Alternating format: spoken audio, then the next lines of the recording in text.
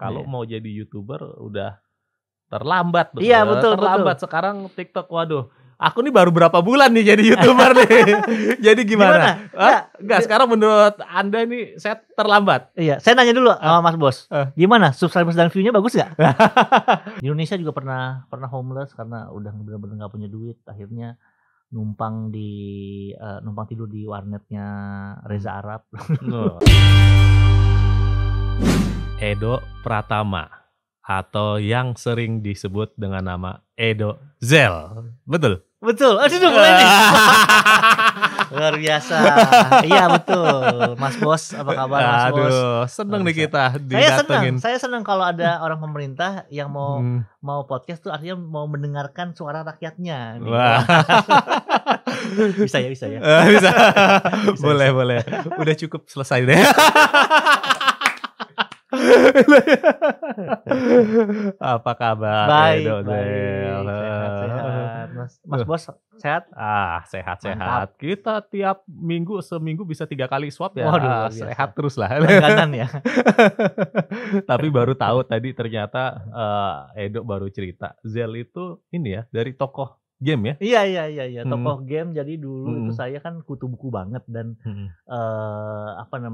tergolong anak-anak yang memang belajar mulu kerjaannya dulu. Waktu SMA sempat masuk ke kelas percontohan. Jadi yang satu kelas tuh anak-anak pintar semua. Cuma di balik kepintarannya kita nggak punya teman. Dan saya pengen banget sebenarnya. Cita-cita saya waktu SMA cuma pengen punya teman doang gitu. Jadi akhirnya ngelihat ada satu tokoh karakter game namanya Zel.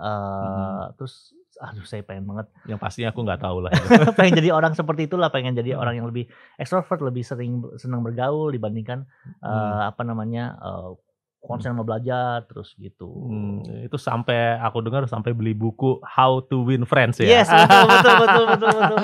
Jadi saking pengen punya temennya, belajar How to Win Friends Dale Carnegie itu jadi salah satu salah satu bekal saya banget sih untuk bisa ngobrol sama orang karena saya asli itu sangat introvert banget. Sangat introvert ya. Dan nggak suka ngomong sebenarnya. Tapi memang setelah baca buku itu langsung ekstrovert?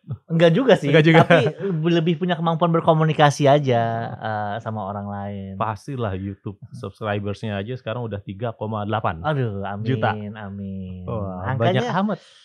Kalau sekarang sih kecil ya. Kalau zaman dulu masih bisa dibilang besar, tapi bersyukurlah 3,8 juta subscribers di YouTube. Jangan lupa subscribe saya. Iyalah, sekarang udah sukses. Bahkan kalau beli makan belanja selalu porsi semua. Belanja semua. Kalau kita belanja kan 1, 2 bahkan paket hemat. Kalau ini ke KFC, ke AW, ke Starbucks, beli semuanya. Hokben semua beli deh. Gitu ya. Iya. Jadi memang itu sebenarnya untuk keperluan konten karena kan beberapa tahun belakang ini kan banyak flexing gitu, maksudnya konten-konten visual itu ada konten flexing yang memamerkan kalau gue punya ini atau gue bisa melakukan ini atau gue bisa beli ini. Jadi saya mau tap in ke tren flexing, tapi pengennya ada pesan yang dibawakan juga. Jadi setelah kita biasanya kita borong McD kan banyak banget tuh. Kita makan beberapa, review beberapa, habis itu sisanya kita bagi-bagikan ke teman-teman di jalan, teman-teman tukang parkir yang memang selama ini kan mereka cuma parkirin doang kan, mungkin belum pernah nyobain kayak gitu. Jadi nge-tap in ke tren terus kasih value yang kita memang mau bawakan ke masyarakat kayak gitu. Jadi bukan dimakan sendiri itu semua gitu ya. Sakit perut kita jadinya kebanyakan. Sangkain, makanya bingung kok bisa semuanya. Saya mau Mbak beli semuanya gitu. Tapi tetap nggak punya Wikipedia.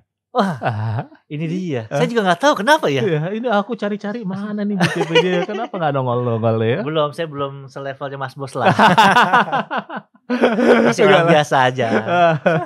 Nggak mau kelihatannya nih dia. Rada-rada privat. Coba ini kita malam ini seneng karena waktu aku dengerin podcastnya Dedi sama Edo bilang katanya wah Edo jarang-jarang nih kalau diundang nggak mau gitu untuk podcast dan terutama kalau diundang Dedi karena istrinya Laura bilang wah isunya gila-gila di Dedi padahal dia nggak tahu di sini isunya lebih parah. Gawat nih begitu pamit. Iya. Saya adalah satu-satunya orang yang menolak untuk di podcastnya Om Deddy 2 kali. 2 kali. Karena memang ya serem aja karena saya memang orangnya nggak suka yang sensasional, nggak suka berantem, nggak suka berdebat. Ya bisa kalau orang berdebat sama saya ya saya, oh iya. Oke lah, mantap. Silakan lanjut. Padahal hatersnya Deddy sama hatersnya saya banyakan saya loh. Waduh. Semoga nggak nular ya. Berarti kan dia mau datang karena dia belum tahu. Tapi memang mungkin saking baiknya Edo ini, dia pernah podcast sama Deddy, diem aja. Iya. Terus aneh gitu, diam aja gitu. Mungkin saking apa ya, nggak mau kontroversial ya, jadi ya kayak ini loh, kayak ada apa ya, yang YouTube itu tahu nggak? 2 jam nggak ngapa-ngapain tuh. Betul. 2 jam nggak ngapa-ngapain, cuman gini doang. Betul. Kenapa tapi diam aja tuh sama Deddy? Itu maksudnya pembicaraan dari hati ke hati gitu. Jadi sebenarnya itu kalau lihat komennya kan langsung baca, wah ini menginspiratif banget gitu. Ini tuh sangat berpengaruh, berdampak banget dalam hidup saya gitu. Lihat baca komennya tuh pada nangkep semuanya. Itu yang saya seneng. Nah, itulah saya juga bingung kenapa banyak orang yang nonton sampai habis. Itu kita mau 24 jam awalnya. 24 jam nggak ngapa-ngapain, cuma diem-dieman doang, tapi di jam ke-10 komputer saya panas akhirnya mati. Ya udahlah 10 jam aja kita diem nggak ngapa-ngapain. Tapi ya gitu yang lucu justru karena komentar-komentarnya pada wah ini dalam banget, wah ini gokil banget kayak gitu-gitu sih. Ya gitulah bercandaannya anak Gen Z memang agak aneh. Tapi gila sekarang si YouTubersnya kapan nih sampai 4 juta nih? 4 juta, waduh. Saya sebenarnya udah nggak ngejar angka sih Mas. Saya waktu 1 juta habis, kita kan jadi gold play button kedua di Indonesia setelah Raditya. Nah setelah 1 juta subscriber saya bertekad dan janji sama diri saya sendiri, saya udah nggak mau ngejar angka. Tapi saya mau ngejar dampak, makanya kita udah nggak ngotot mau view-nya banyak, udah nggak ngotot mau subscribersnya banyak, bahkan kita hampir jarang ngomong jangan lupa ya setelah nonton ini jangan lupa subscribe, udah nggak pernah ngomong kayak gitu. Bukan nggak pernah sih, udah jarang lah, dikurang-kurangin. Karena memang kita mengejarnya dampak aja sih, apa yang kita bisa lakukan untuk influence kita pakai untuk sesuatu yang lebih meaningful lah dibandingkan cuma ngejar-ngejar viewers dan subscribers kayak gitu. Itu malah saya lupa tuh subscribe, jangan lupa ya subscribe. Bener tuh malah saya sering lupa ngomong gitu, malah diingetin awas lo nggak subscribe. Tapi katanya pertama kali mempunyai YouTube channel itu terinspirasi sama Keong Racun. Iya betul. Itu zaman lama banget, aku masih di Amerika itu 2009 atau 8. Keong Racunnya sampai ke Amerika juga. Luar biasa itu. Betul. Itu manusia viral pertama di Indonesia Mas. Ya jadi karena memang saya kan ini apa namanya dulu kan casting di TV gitu, ditolak terus. Kemudian udah nyerah, ya udahlah saya merasa diri saya ya udahlah saya jadi kasir warnet aja, kayaknya memang udah ditakdirkan cuma bisa levelnya cuma sampai kasir warnet doang. Tapi tiba-tiba viral lah si Keong Racun Sinta Jojo yang notabene nggak ngapa-ngapain, maksudnya nggak nyanyi, nggak nari, nggak salto, nggak juggling, nggak ngapa-ngapain lah, cuma lip sync toh. Kemudian itu jadi memberikan secerca harapan bahwa orang yang tidak punya bakat ngapa-ngapain pun masih bisa terkenal viral dan jadi iklan sosis gitu kan. Saya pikir saya juga nggak bisa saya kalau lip sync saya juga bisa. Ya udah saya coba nyemplung lah, pelajarin. Oh ternyata ada platform namanya YouTube gitu. Ya udah saya mulai bikin video di YouTube, saya upload. Saya berharapnya besoknya udah yang nonton jutaan gitu. Ternyata besoknya yang nonton cuma 1 orang. Besoknya lagi saya cek lagi nonton, waduh cuma 2 orang. Tapi nggak apa, kenaikan 100%. Hari ketiga saya cek lagi, yang nonton 3 orang. Ternyata saya sendiri Mas yang nonton itu Mas. Pas lagi ngecek, nomor satu. Ya dari situ. Tapi pelan-pelan ya tiba-tiba ketemu sama masyarakat Kaskus zaman dulu tuh. Baru dari situ mulai bertumbuh lah dari 3 orang jadi 15 orang, terus bertumbuh sampai itu sekarang. Videonya tentang apa tuh yang pertama kali lah? Yang pertama kali itu bukan obat kurus itu, bukan? Obat kurus ini apa obat gitu? Bukan Iya, itu? kalau dicek sekarang Obat Kurus yang nomor Heeh. yang pertama, tapi sebenarnya ada Ada lagi? video-video yang, apa namanya, yang hina banget sampai saya private Oh gitu. gitu? Ada apa namanya, lip sync terus Heeh. pakai wig kayak gitu, atau karena saya malu, saya close aja deh.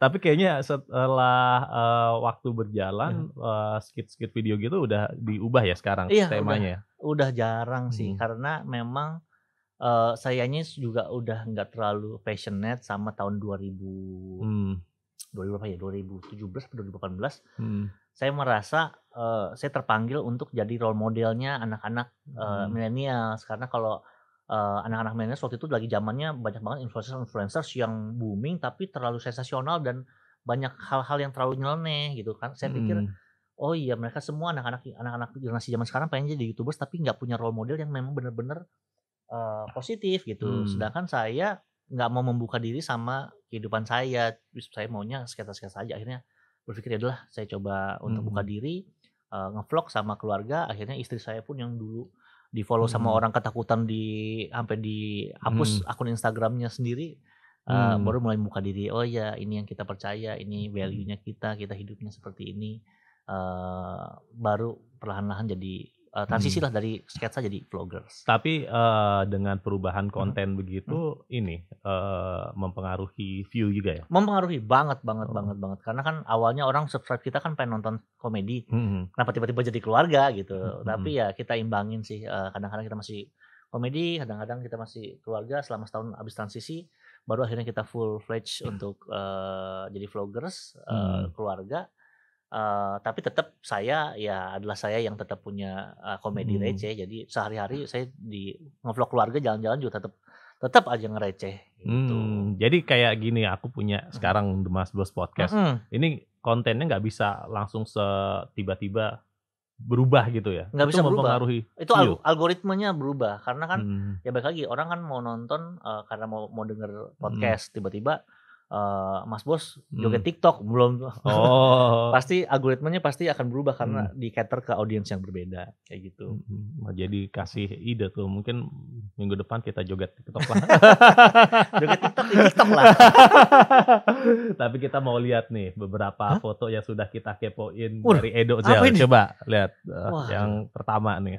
baru pertama nih podcast ada gambarnya ya? Wah. Oh ini dia, Nah, itu dia. YouTubers YouTuber dengan 3,8 juta subscribers Tribun ini News tekuni bisnis tanpa target. target. Iya iya iya. Alasannya takut stres. Emang iya ya? Ah, Saya kayaknya nggak pernah ngomong gitu. biasanya Ngadi-ngadi headline nih, bener-bener dah. orang kan biasa kalau usaha mau bisnis gitu target. Nah Iya ini iya iya. malah nggak mau target. Ini Iya maksudnya iya. gimana nih? Enggak, karena saya memang buka usaha, memang tujuannya memang bukan buat nyari duit memang. Saya, buka Nyapi pada saat pandemi bulan Juni, memang karena terpanggil, Mhm, untuk buka lapangan pekerjaan. mhm, Akhirnya ya udah nggak usah pakai target, pokoknya buka aja. Tapi puji Tuhan dalam waktu 3 bulan kita bisa buka 30 outlet. Jadi kalau mau denger background ceritanya, kan mhm, saya ada warteg gratis. Di mhm, warteg gratis itu, kita tuh kerjanya tuh bagi-bagi makanan. Biasanya kalau di Tangerang itu, kita, bagi-bagi makanan, orang udah tahu warteg gratis, kemudian kita mhm, selalu setel lagu dangdut, jadi ngantrinya mereka selalu, mhm, mhm, apa namanya, sambil joget-joget, sambil ngobrol, sambil santai. Tapi mhm, pada saat bulan Maret akhir, pada saat banyak yang di-layoff di Tangerang, itu mereka ngantrinya udah nggak rapi lagi, udah tegang ngantrinya. mhm, Seakan-akan mereka udah desperate banget, sampai mhm. satu titik mereka nyolong. Nyolong, oh, Nyolong sesuatu yang gratis, padahal kita bagikan gratis dan kita oh, nggak pernah kekurangan, Mas, selalu kita bawa lebih. Dari situlah saya merasa, wah gila kayaknya, eee, saya, ada panggilan untuk coba, buka lapangan pekerjaan. Akhirnya kita buatlah Nyapi meskipun orang bilang, "Ah, mhm, lu gila lu buka buka bisnis makanan pada saat pandemi begini." Waktu itu masih PSBB. Tapi ya karena memang tujuannya mau buka lapangan pekerjaan, nggak usah pakai target, ya udah hajar aja dan puji Tuhan mmm, sekarang masuk bulan ke-7 kita sudah 54 outlet Mas, seluruh Indonesia, yang gitu. Nyapi Yang yang Nyapi, Nyapi iya ya? betul, Oh, betul betul. enak tuh Nyapi, saya udah pernah nyoba. Wah, Iya. jangan lupa Ada rasa rendang, heeh, ada apa, ayo apa, Mas, mentai, ayo Mas, ya kan? iya iya iya, Terus langsung ada aja Mas. tunggu sebentar. Korea. Iya. Terus ada lalap. Enggak ada ya lalap ya? Ada singkong ya. Ada singkong ya. Iya. Terus ada rendang. Iya mantap. Ya kan? Udah boleh jadi BA lah Mas. Brand ambassador. Lalu ada apa lagi? Tempong itu satu Tempong. Oh iya. Pecel ada pecel? Enggak ada. Enggak ada. Enak tuh gitu. Tapi itu franchise ya? Iya, itu sistemnya kemitraan ya, betul. Oh, selamat ya. Iya. Udah berapa orang yang dipekerjakan untuk keseluruhan ya? Keseluruhan. Satu outlet itu 5 sampai 10 orang, jadi sekitar 50 kali 5 200 ya 300 sampai 500 orang lah. Di saat pandemi. Di saat pandemi, yes, betul. Itu membantu banyak orang loh. Yes. Kita bersyukur banget sih bisa apa namanya, nggak cuma buka lapangan pekerjaan, nggak cuma survive, tapi juga establish sebagai brand. Gitu. Coba kita lihat slide berikutnya. Nah, banyak YouTuber pensiun. Edo Zel sebut kalah dengan artis. Iya. Jadi kalau aku dengar pembicaraan Edo waktu itu, kalau mau jadi YouTuber udah terlambat. Iya betul.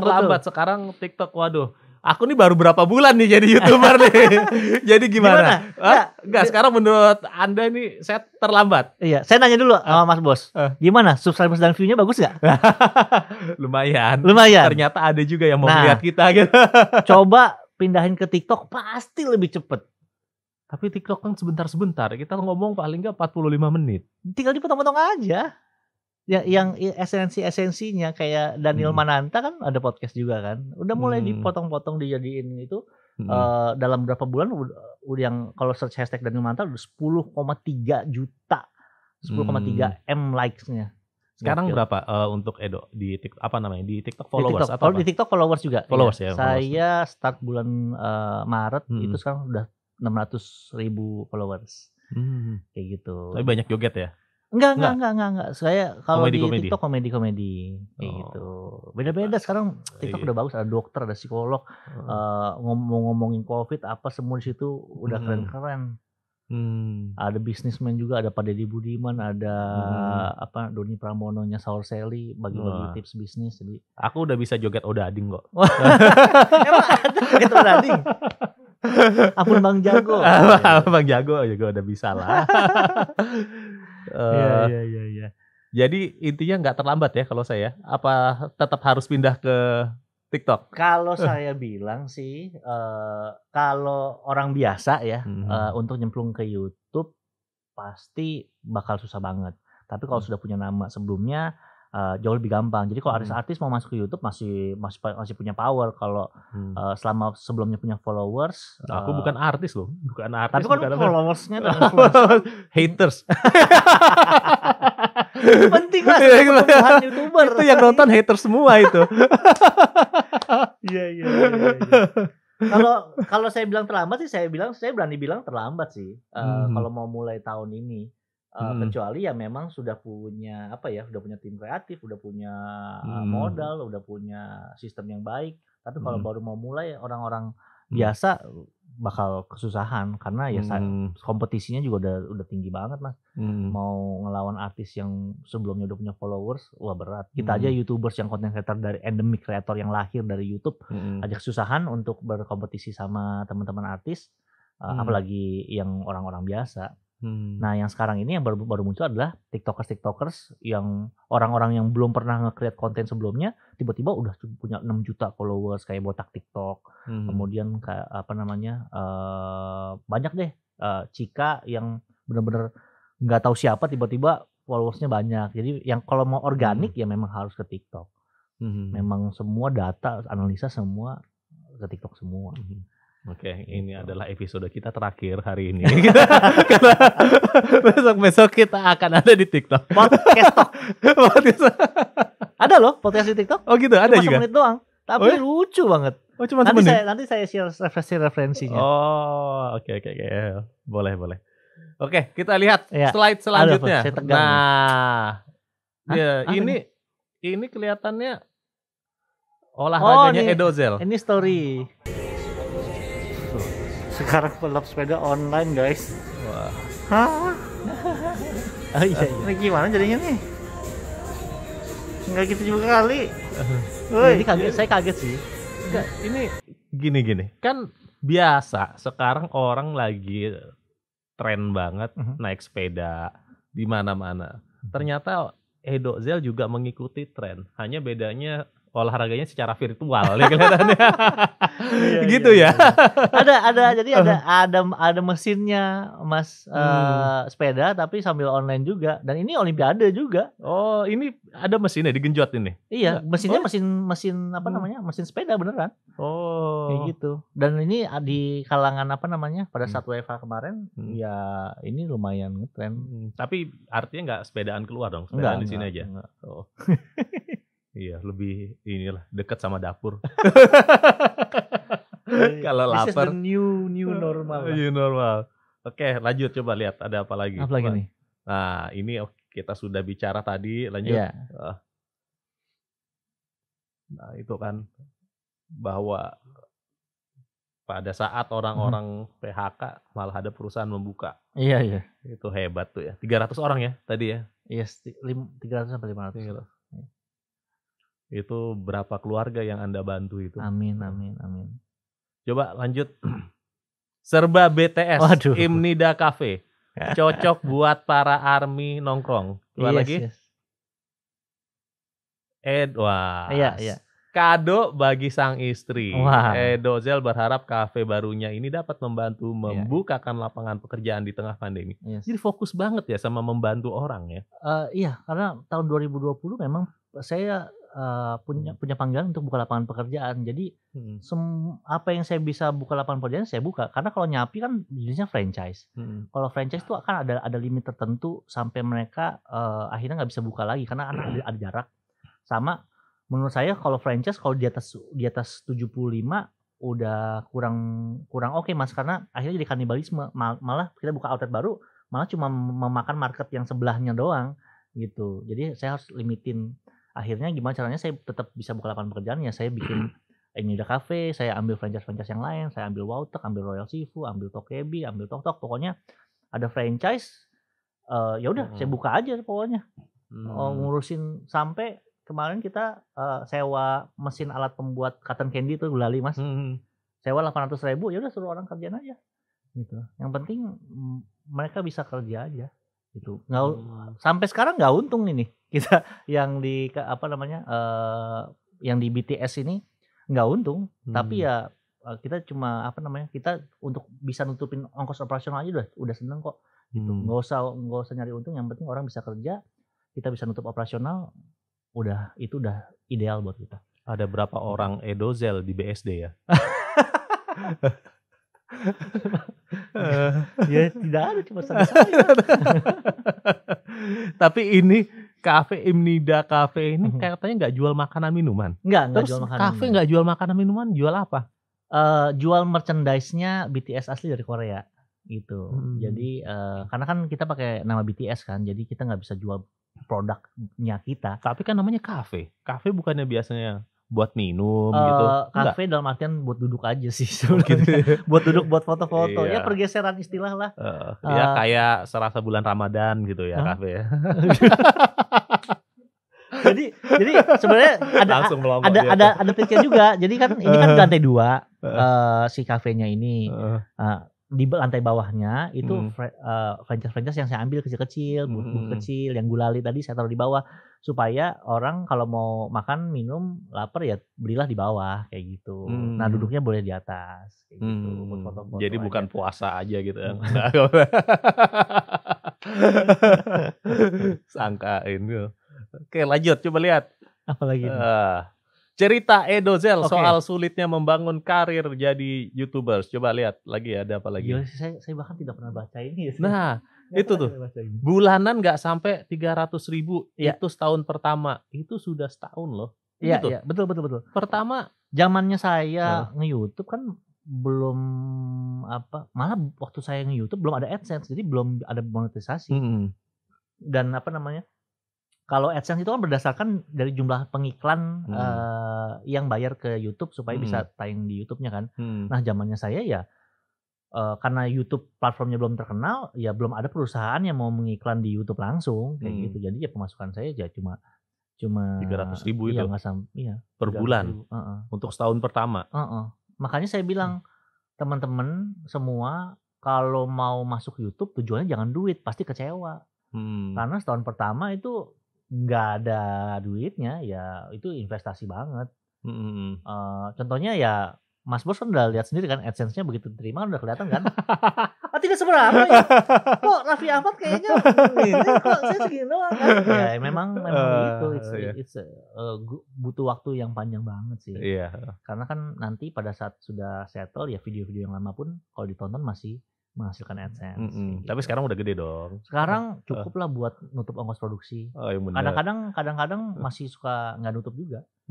Kayak gitu. Tapi yang dikasih lihat Deddy Corbuzier doang tuh dikasih lihat handphonenya. Di sini nggak dikasih lihat nih kelihatannya nih. Soal kalau di sini dikasih lihat langsung kelihatin. Soalnya kita ongkos produksi lumayan besar Mas, karena kan kita timnya sudah besar dan saya juga kalau mau bayar staff nggak mau yang nggak mau yang setengah hati lah, maksudnya anak-anak full time. Apalagi sudah lama sama saya, ya kita gaji seproper mungkin lah dan jangan kayak di sini lah, di sini. Di sini saya gajinya setengah hati ya, Bang. Kayak gitu. Dan ya Mas juga tahu kan operasionalnya kamera berapa, listrik berapa, internet berapa, ya cukup lah buat itu. Kita masih ngandelinnya dari brand deal saja. Kalau ada brand yang mau mempromosikan produknya di kita dari situlah dapat bonus-bonusnya. Endorsement gitu ya, brand ambassador gitu ya. Betul. Wah, ini masih garing nih di sini nih, kosong nih. Nyapi mana? Nyapi. Mana tadi? Tolong terus ini. Boleh. Kalau Nyapi gratis gitu ya. Udah kita iklanin terus aja tuh Nyapi, jangan lupa ya. Follow terus. IG-nya apa Nyapi? Nyapi.id. Nyapi.id. Dan outletnya di mana aja ada ya? Ada, langsung di Instagramnya langsung diklik keluar lokasinya semua. Pokoknya setiap tikungan sedikit pasti ada itu Nyapi. Indomaret kali ya. Oke, coba lihat lagi. Lagi nih, Edo Zel. Dulu gembel. Yes. Sampai gagal nikah. Kini jutawan berkat YouTube. Yes. Iya, dulu saya gembel bener. Iya, saya pernah homeless di negeri orang dan pernah homeless di negeri sendiri juga. Di Jepang. Iya, di Jepang. Kenapa ke Jepang? Pencarian jati diri aja sih Mas, waktu itu kayak udah di Indonesia kayak nggak bisa ngapa-ngapain terus. Lah di Jepang nggak bisa ngapa-ngapain kan? Kan bahasanya aja beda. Ya itulah bodohnya saya. Saya berharap ke Jepang tuh ketemu Doraemon kemudian mana saja. Kayak gitu. Nggak ada nasib soalnya zamannya saya itu saya nggak tahu tahun berapa ya. Itu teman-teman semua teman-teman saya semua merantau. Ada yang ke Australia, ada yang ke Jepang. Ya zaman-zamannya ini loh pura-pura sekolah di Aussie padahal nyari duit kayak gitu sih. Jadi ya saya juga pernah nyoba apa di Jepang waktu itu? Macam-macam Mas. Oh ya. Koki gitu pernah nggak? Lebih ke waiters karena kan mereka butuh yang bahasa Inggris kan. Kayak gitu. Ngelainin tamu-tamu aja. Berapa lama ini? Setahun? Nggak sampai setahun. Nggak kuat sayangnya. Oh ya, nggak enak di sana? Nggak enak. Tapi saya nggak mewakili banyak orang. Maksudnya kalau yang saya rasakan sih saya tidak enak. Dan di sana saya lebih banyak belajar bersyukur sih karena pada saat di Indonesia kan saya kerjanya waktu itu masih MC keliling acara ulang tahun, acara kawinan yang tiap hari cuma rebahan doang, tinggal tunggu panggilan. Dok MC di sini ya. Oh iya Ci, gampang Ci. Iya oke. Gajinya segini. Oke. Ya udah. Begitu Jepang, setengah mati diomelin orang, ngobrol aja nggak boleh kayak gitu. Di Indonesia juga pernah homeless karena udah benar-benar nggak punya duit, akhirnya numpang tidur di warnetnya Reza Arab. numpang pura-pura nontonin orang main terus pura-pura tiduran kayak gitu. Jagain warnet berarti? Apa? Enggak, saya numpang tidur aja. Numpang tidur doang. Sekalian numpang itu kuota. Iya. Gitu. Terus pernah jualan parfum juga katanya keliling kompleks. Iya. Itu waktu SMA karena kan mama kan pindah ke Papua sama suami barunya. Jadi saya tinggal di Jakarta sendirian. Akhirnya buat cari duit tambahan ya apa namanya, jualan parfum keliling gitu. Pernah jadi dancer juga. Dancer, masih. Break dance. Break dance. Oh, bisa coba dong.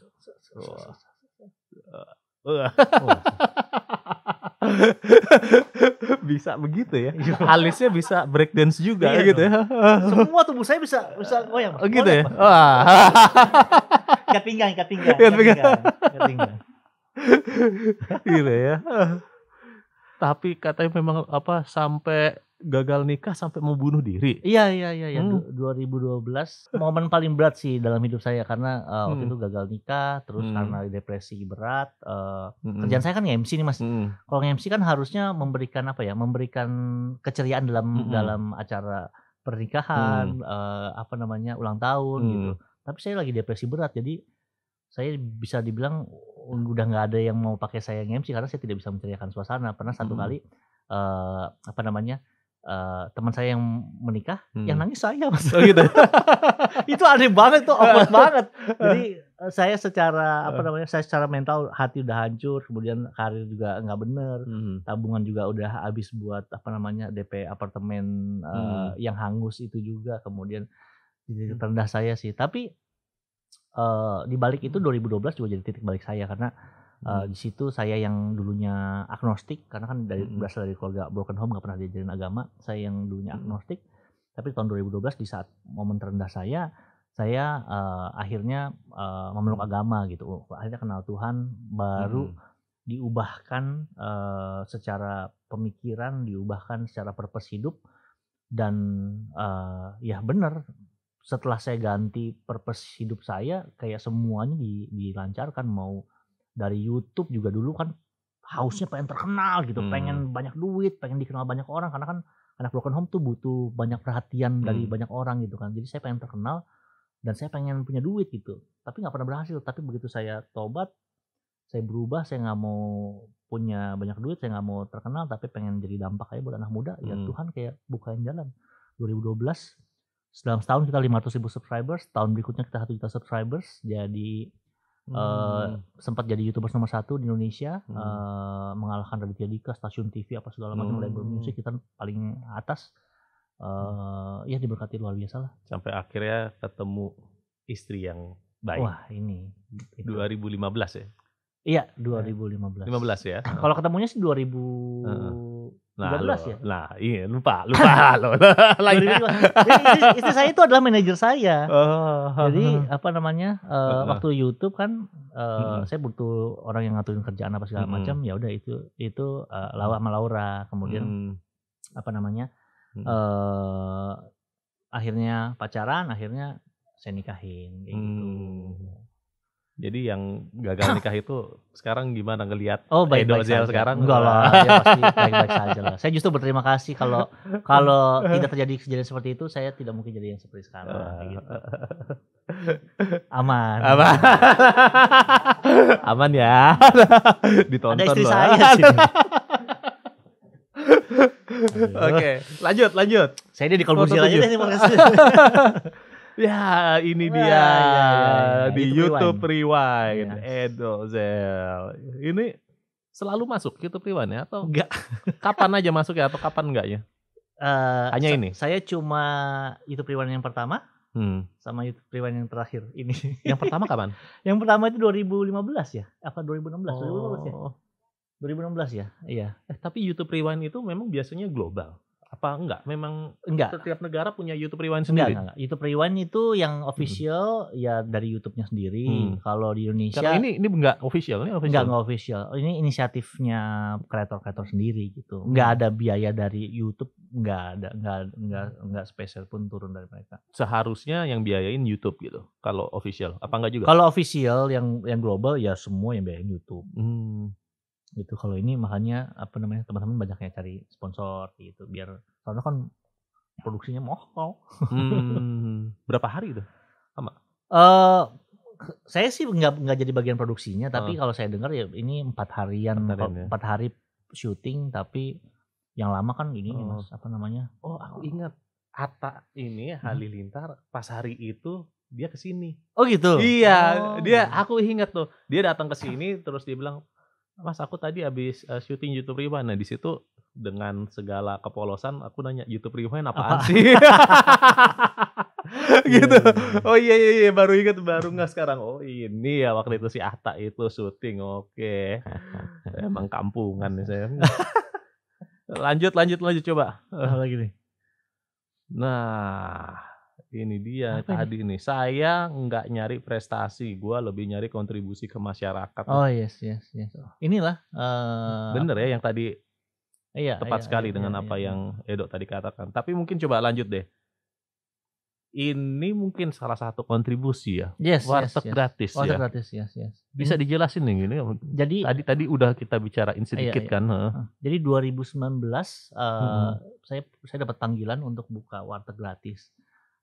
Apa itu warteg gratis? Warteg gratis ya warteg yang gratis. Jadi orang makan nggak perlu bayar. Kalau mau bayar boleh, tapi nanti uangnya akan dipakai untuk kasih orang lain lagi. Kayak Makanannya gitu. apa isinya?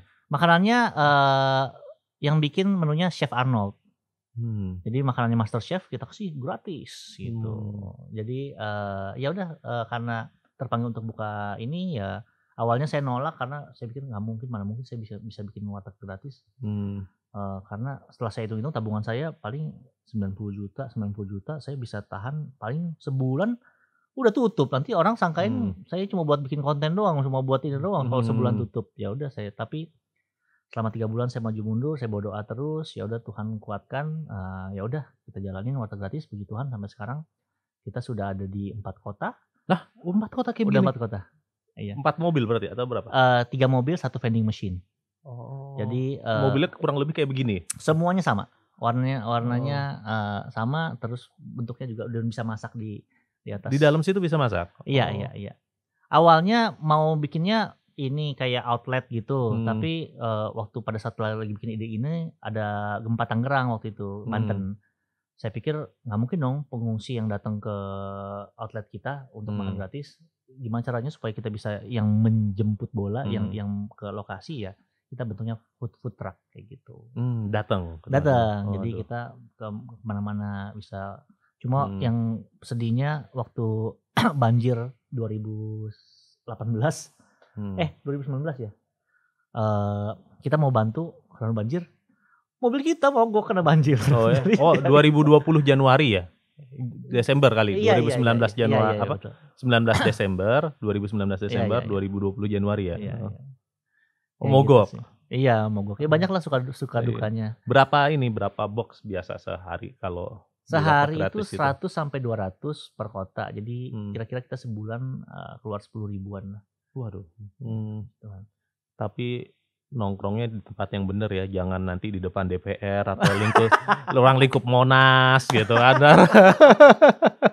Aduh. Mulai bahaya nih. Mulai panas. Iya.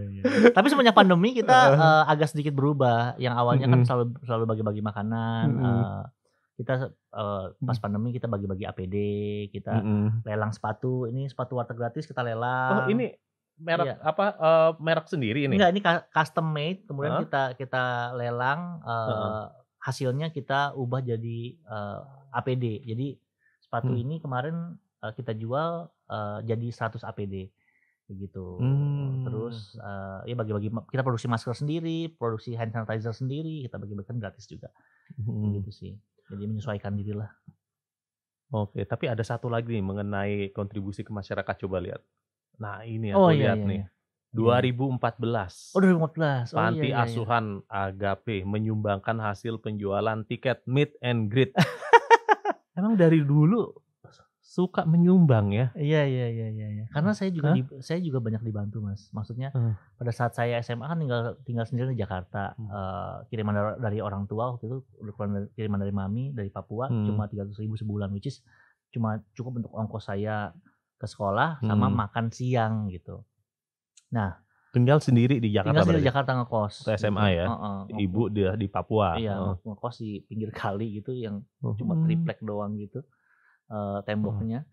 Terus tapi ada satu mamanya teman saya memang tahu kondisi ekonomi saya dan struggle saya di SMA. Akhirnya dia bilang, Edo kalau mau kalau mau makan malam, datang aja ke rumah AI, dia bilang gitu. Terus ya udah, akhirnya saya datanglah, tiap malam untuk numpang makan selama 2 tahun. Jadi saya 2 tahun kerjanya numpang makan terus. Jadi dari situ saya merasa, saya mau balas budi tapi nggak mungkin kan saya kasih makan mamanya teman saya selama 2 tahun lagi. Jadi I want to pay it forward lah gitu ke teman-teman yang kurang beruntung, dengan harapan orang-orang yang saya bantu sekarang 10 tahun lagi pada saat mereka sudah mapan, mereka bisa melakukan hal yang sama. Jadi kayak multiplikasi kebaikan, kayak multi level marketing lah, tapi dalam kebaikan. MLM kebaikan. MLM kebaikan. Itu filosofi yang bagus sekali dari seorang Edo Zel itu. Tapi aku berapa hari ini atau berapa minggu terakhir bicara sama orang-orang yang kurang lebih kondisinya sama Edo Zel nih, seperti Denny Sumargo, Reza Rahadian, Dimas Beck, semua ini raised by a single parent. Tapi mereka ya sama seperti Edo, ujung-ujungnya bisa sukses juga gitu. Amin. Itu amazing loh menurut saya. Berangkat dari keluarga yang yang broken home gitu, dan bisa mencapai kesuksesan gitu. Amin. Iya, aku rasa sih aku selalu percaya bahwa anything that happens in our life, apapun yang terjadi dalam hidup kita pasti ada maksudnya, ada meaningnya. Dan selama kita mau melakukan yang terbaik dan ngerti purpose-nya hidup kita, ya Tuhan sediakan tanggung jawab yang lebih lagi kalau kita mau setia sama hal-hal yang kecil aja. Dan sekarang juga lagi ngebantu UMKM dengan mempersiapkan digital platform. Yes. Sekarang ada Social Bread. Social Bread ini bisnis atau jadi ini semi pelayanan, Mas. Jadi beberapa tahun yang lalu saya ini adalah co-founder dari FMG, salah satu social media agency yang cukup besar lah di Jakarta. Kita pegang GoFood Partner, Pertamina, Jasa Marga, BPK Penabur, sampai website-nya itu kita yang bikin. Pertamina websitenya kita yang bikin.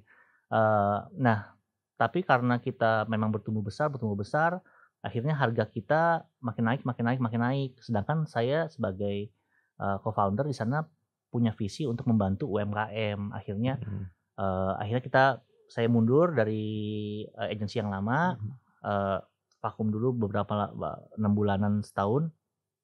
Habis itu bikin lagi Social Bread. Social Bread memang tujuan besarnya adalah pengen membantu UMKM ya. Jadi kita kasih training, kemudian gratis trainingnya, kemudian kita bantu edukasi, bahkan sampai kita bantu untuk bikin kontennya juga gitu. Tapi tetap berbayar, tapi jauh lebih murah dibandingkan yang dulu karena kita tahu UMKM bisa seberapa sih, dan teman-teman yang bergabung sama Social Bread juga memang punya visi yang sama, semuanya pengen melayani kayak gitu sih. Membantu mereka lebih melek internet kah, lebih menggunakan strategi kita untuk mendatangkan pelanggan baru buat mereka, karena kita kan yang ngerti nih, sekarang kan zamannya orang udah nggak nonton TV kan, semua nonton YouTube, nonton TikTok, nonton Instagram.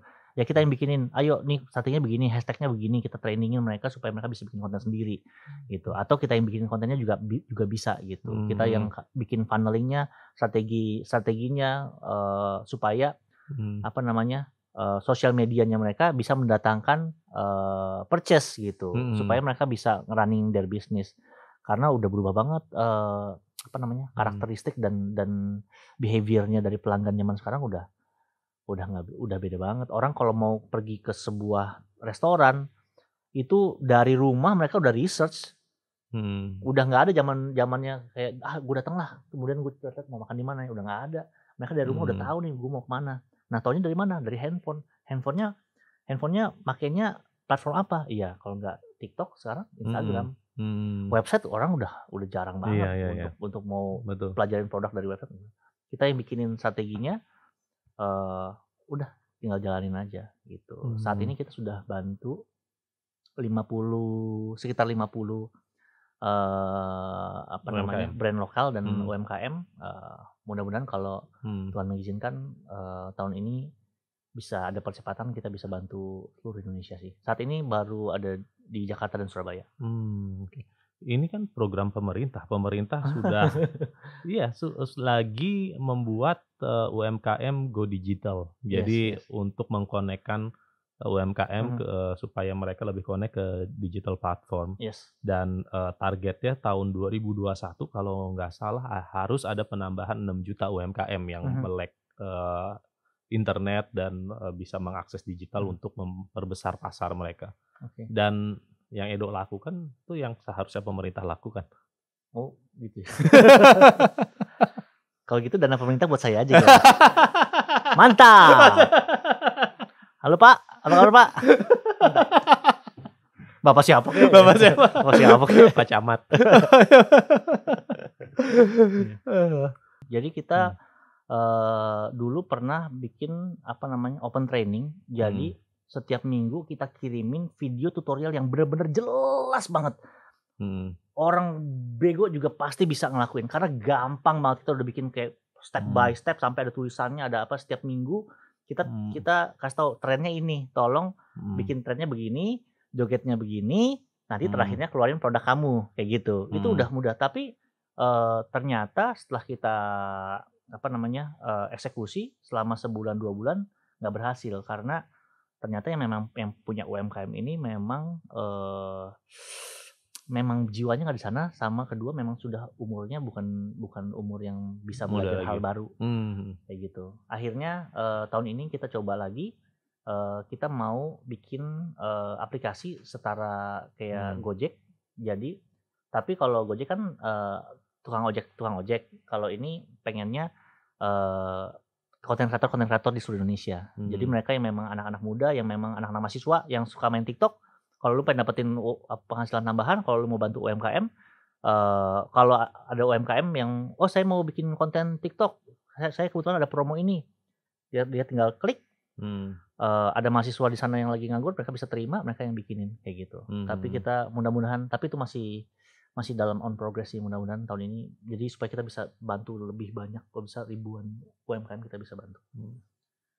Itulah Edo Zel yang sudah menyumbangkan pikiran dan seluruh mungkin hidupnya untuk masyarakat, dan yang penting untuk terima kasih telah meringankan beban pemerintah. Oke, Edo, sebelum kita tutup mungkin satu hal yang bisa kita ambil dari Edo Zel ini, sebenarnya where you start does not really matter, tapi it is your persistence in life that actually counts. Dan Edo ini kan berangkat dari seseorang keluarga ya, dari keluarga yang raised by a single parent, harus berjuang sendiri di Jakarta tadi, sementara ibunya di Papua hanya dibekelin 300.000 per bulan, hidup di pinggir kali, harus banting tulang jagain warnet, jadi MC, jago breakdance loh. Tadi alisnya bisa gitu-gitu juga. Tapi sekarang bisa jadi YouTuber dengan subscribers pasti akan nembus 4 juta dan banyak endorsement. Dan yang paling penting ketika Edo Zel ini sudah di atas, dia tidak lupa to give back to society. Kita lihat tadi ada warteg gratis, lalu membuka lapangan pekerjaan di masa pandemi, ratusan orang yang sudah dipekerjakan dari usahanya, dari nyapi, terus ada kafe tadi yang buka seperti bulan puasa, gitu ya. Nggak boleh makan, nggak boleh minum, boleh deh. Cuman nggak dijual aja di situ, bawa dari luar. Dan juga kontribusinya terhadap UMKM, bahwa UMKM pasarnya bisa lebih besar, buatan Indonesia akan produksi akan lebih tinggi dengan masuknya UMKM ke pasar atau sektor digital. Ini berkat bantuan dari Edo Zel doang. Karena kita taunya mungkin dari YouTube bahwa Edo Zel ini kerjaannya makan banyak mukbang lulu gitu. Padahal enggak juga loh. Banyak sisi-sisi positif yang bisa kita angkat. Kata-kata terakhir dari Edo. Saya sih selalu ingatkan terus kepada anak-anak muda semuanya bahwa dunia ini nggak butuh lebih banyak orang sukses, tapi dunia ini butuh lebih banyak orang baik. Kok jadi kayak di podcastnya Dedi ini? Yes. Itu sesuatu yang menurut saya penting banget untuk anak-anak muda sekarang kan semua Mhm. mau ngejar sukses, Iya. mau ngejar sukses. Padahal kalau dia jadi padahal yang Mhm. dunia butuhkan tuh bukan orang sukses udah banyak. Mhm. Tapi dunia tuh butuh orang baik dan kalau kita jadi Mhm. apa yang dibutuhkan sama orang lain, Mhm. apa nggak sukses nyusul? Iya kan? Mhm. Kita kan selalu berlomba-lomba, kita mau jadi kalau kita jadi solusi atas sesuatu yang orang butuhkan, ya kita jadi orang yang Mhm. yang berpengaruh dan jadi orang yang penting. So, Mhm. jadilah orang baik. Itulah kata-kata mutiara dari Mas Edo Pratama. Mungkin sampai di sini saja perbincangan kita. Sampai ketemu di lain kesempatan. Wassalamualaikum warahmatullahi wabarakatuh.